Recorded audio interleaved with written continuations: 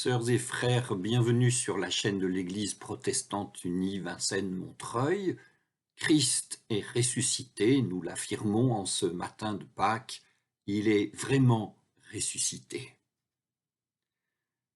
Pour le déroulement de ce culte, je ferai comme j'aime à le faire en évoquant d'abord brièvement quelques éléments de la Semaine Sainte, puis en méditant l'Évangile de Pâques, que nous lirons dans Matthieu.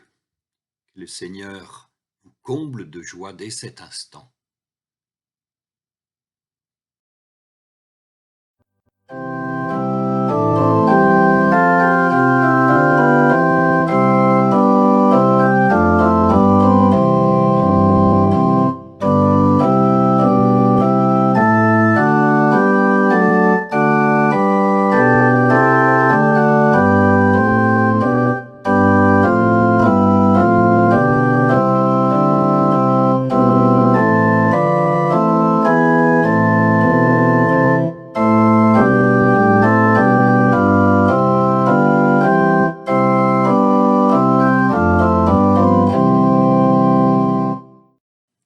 Nous prions. Seigneur, comment ceci peut-il être possible?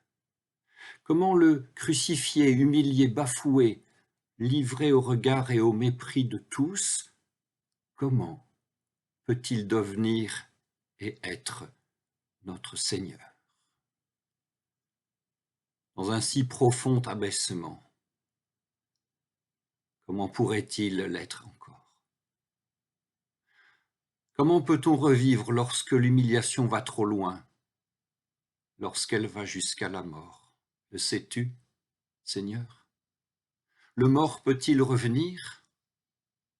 Le mort reviendra-t-il? Seigneur, c'est trop de pourquoi et c'est trop de comment pour nos petites âmes. Nous chantons, c'est vrai, mais nos cœurs se dessèchent, notre foi chancelle, et il ne restera bientôt d'elle qu'un petit tas de cendres que le vent dispersera. Est-il possible, Seigneur, que ta douceur et ton humilité nous suffisent? Nous voudrions crier « Seigneur, au secours !» Mais qui va nous entendre? Et qui va répondre à notre chant?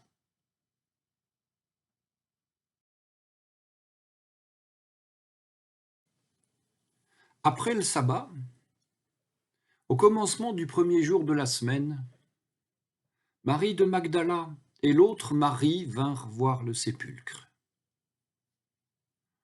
Et voilà qu'il se fit un grand tremblement de terre. L'ange du Seigneur descendit du ciel, vint rouler la pierre et s'assit dessus. Il avait l'aspect de l'éclair et son vêtement était blanc comme neige. Et dans la crainte qu'ils en eurent, les gardes furent stupéfaits et devinrent comme morts. Mais l'ange prit la parole et dit aux femmes : « Soyez sans crainte, vous. Je sais que vous cherchez Jésus, le crucifié. Il n'est pas ici, car il est ressuscité comme il l'avait dit. Venez voir l'endroit où il gisait. Puis, vite, allez dire à ses disciples, il est ressuscité des morts, et voici qu'il vous précède en Galilée. C'est là que vous le verrez. Voilà, dit l'ange, je vous ai tout dit.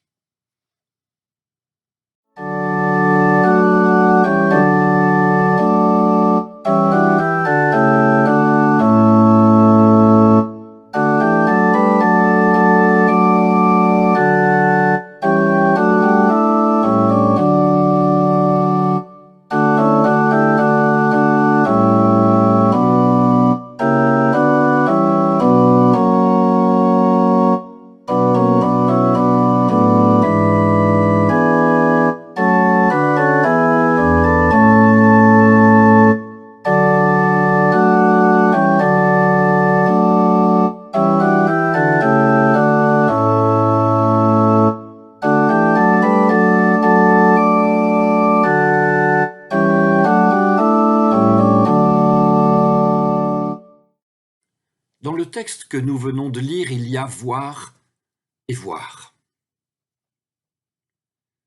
Ainsi donc, Marie de Magdala et l'autre Marie, une fois le sabbat passé, vinrent voir le sépulcre. Mais qu'y avait-il à voir à cet endroit-là? Un petit terre-plein à flanc de colline, une garde romaine, une énorme dalle de pierre circulaire fixée avec du mortier sur l'entrée d'un tombeau, et les mortiers des Romains tiennent encore 2000 ans plus tard. Qu'y avait-il à voir à cet endroit-là? Il y avait à voir que plus rien n'en sortirait jamais.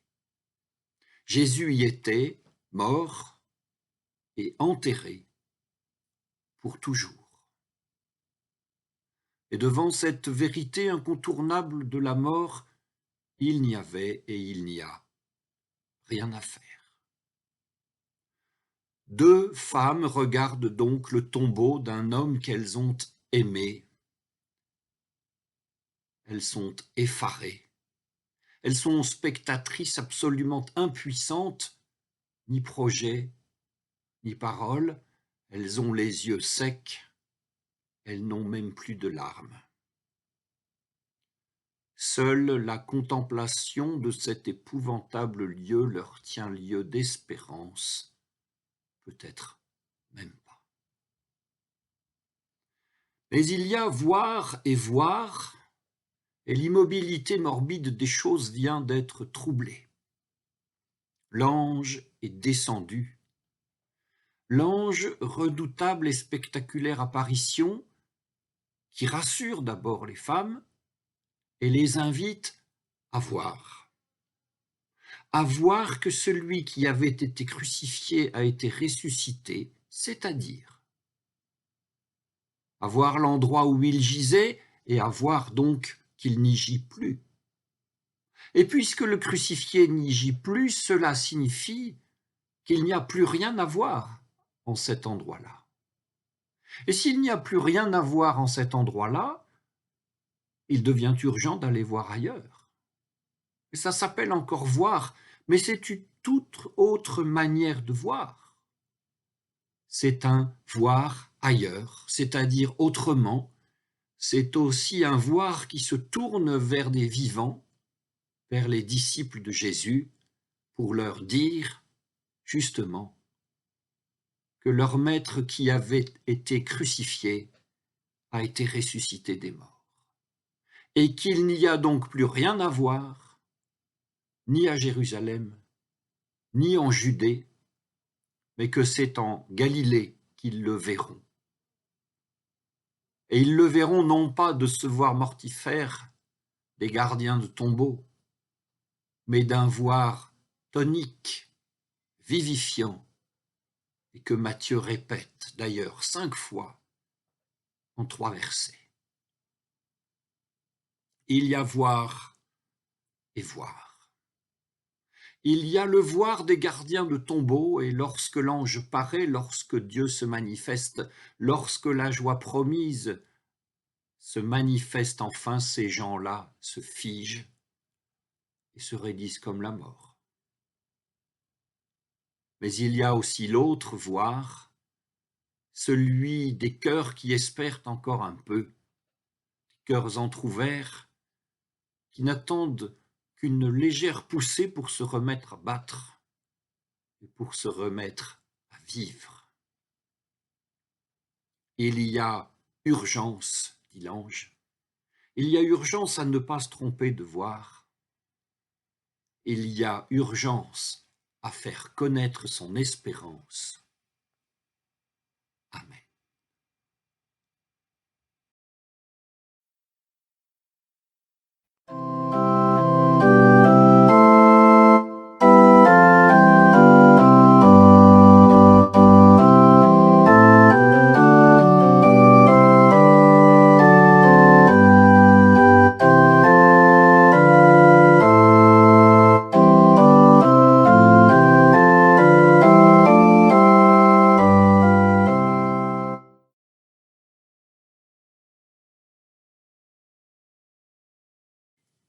Quittant vite le tombeau, avec crainte et grande joie, les femmes coururent porter la nouvelle à ses disciples.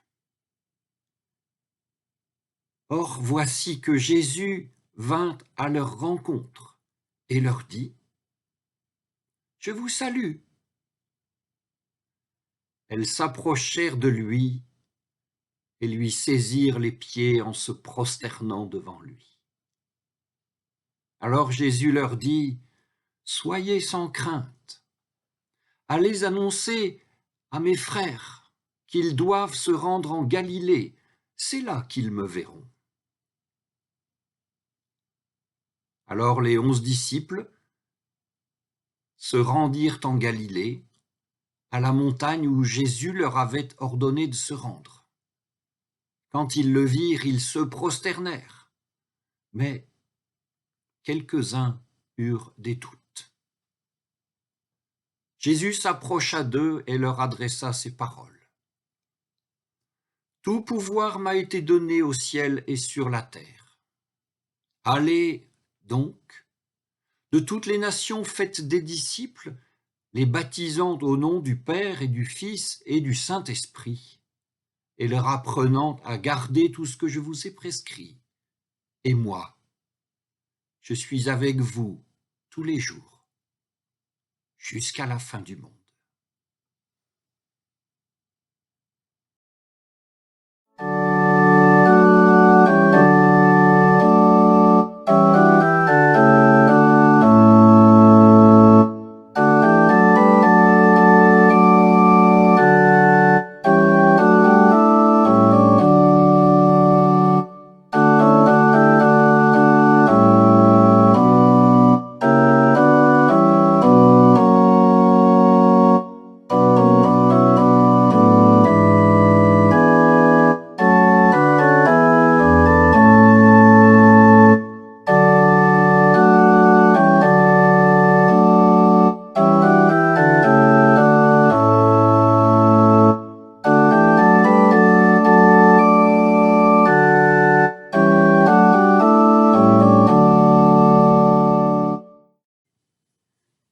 La Galilée, c'est où?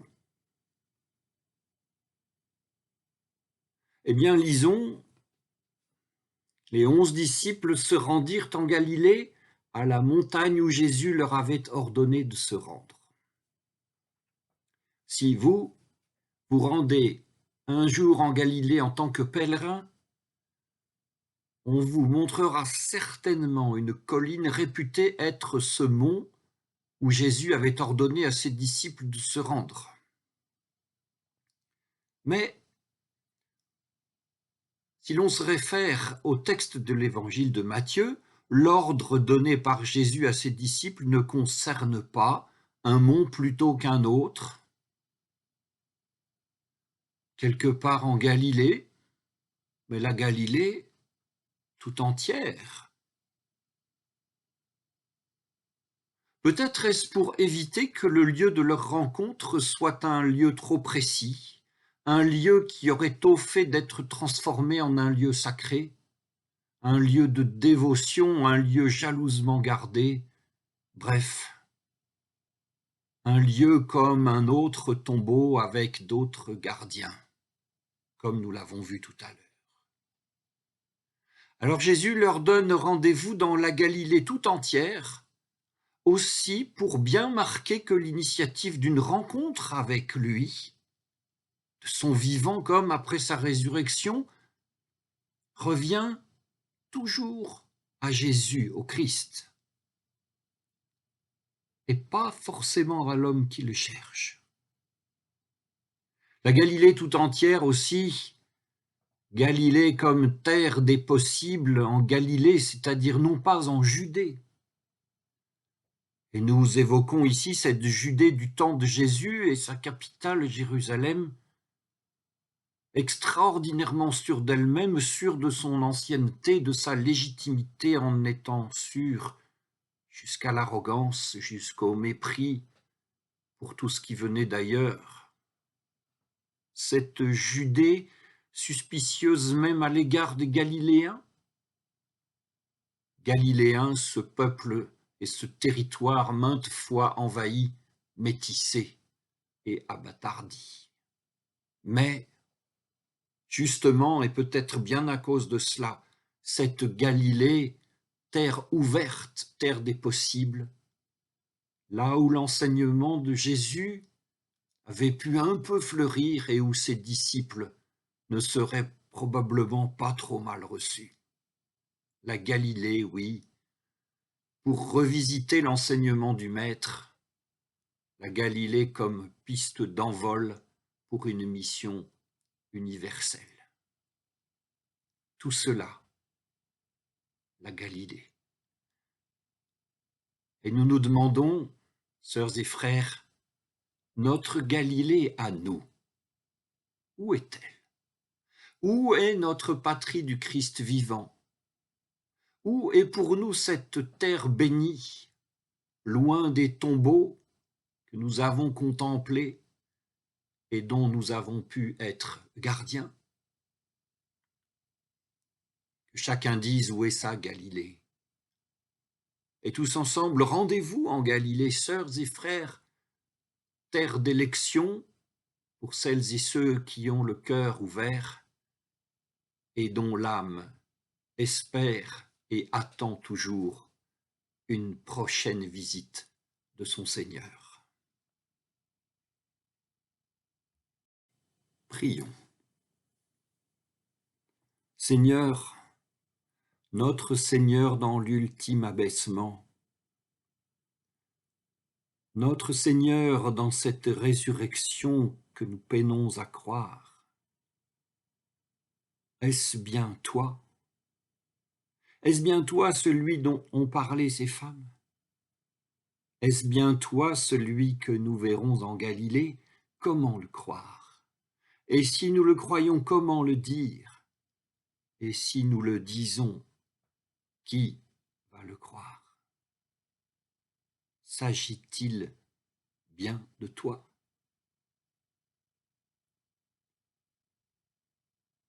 Nous savons que quelques-uns eurent des doutes.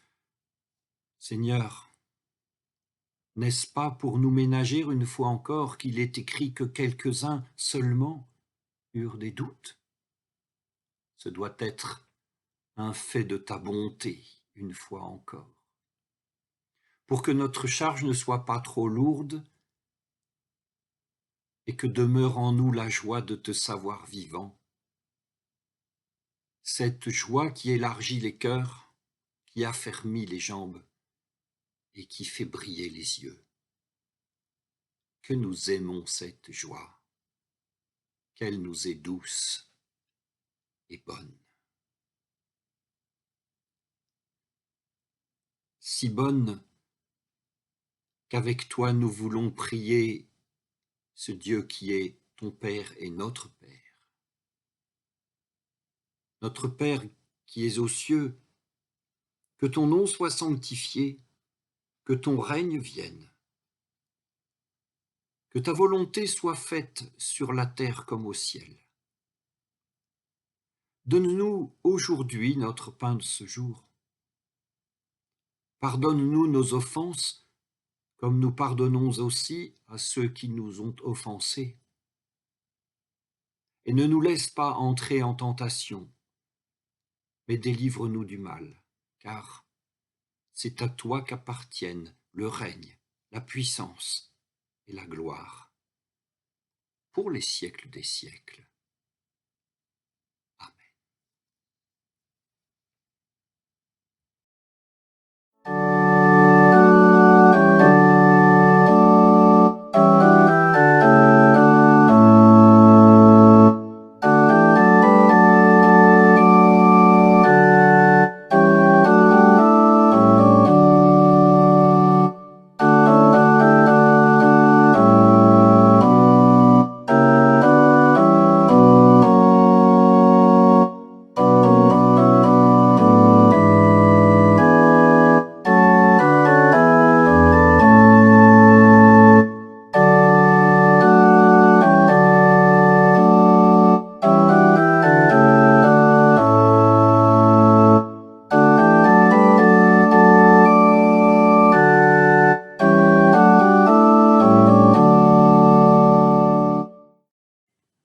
Sœurs et frères, voici une bonne nouvelle. Le Seigneur est ressuscité. Il est vraiment ressuscité. Il est vivant pour les siècles des siècles. Il n'y a donc plus de tombeau que nous devions garder.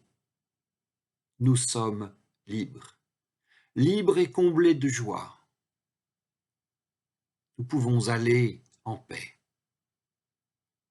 Ainsi que le Seigneur vous bénisse et vous garde toujours dans cette joie et dans cette paix du matin de Pâques. Amen.